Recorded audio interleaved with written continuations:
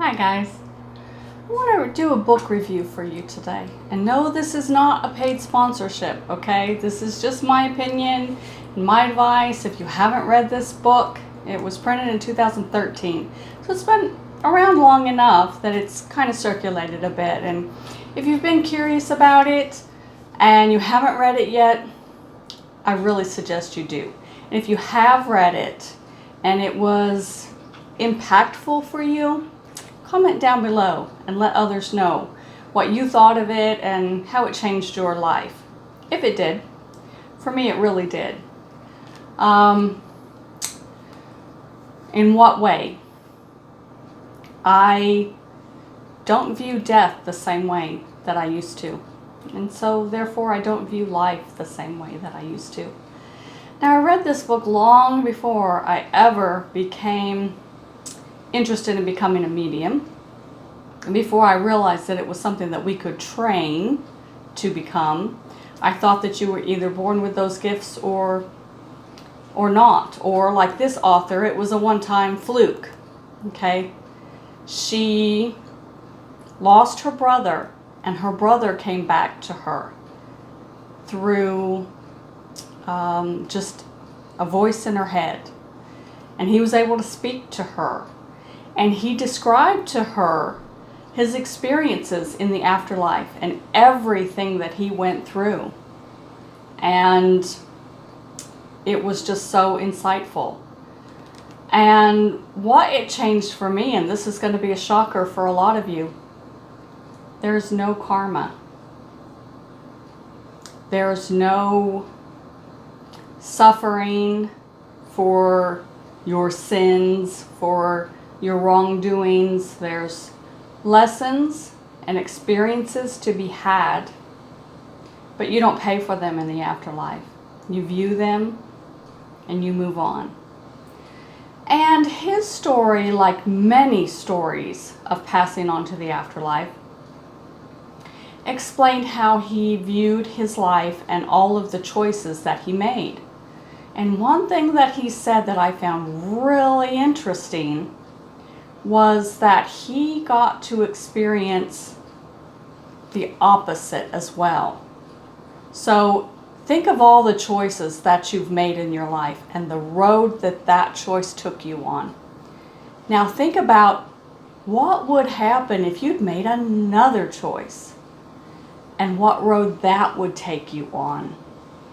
So he said that it took what would be on earth probably at least a week to go down all of those paths and see all of those choices and all of the alternatives, that how his life would have changed if he had changed his mind about something, if he'd made another decision.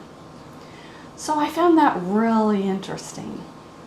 He got to see everyone that he impacted, and he recognized someone in the afterlife by their soul. He was just a soul floating around, and he saw another soul that he knew and embraced, and said he knew her soul the moment that he saw it.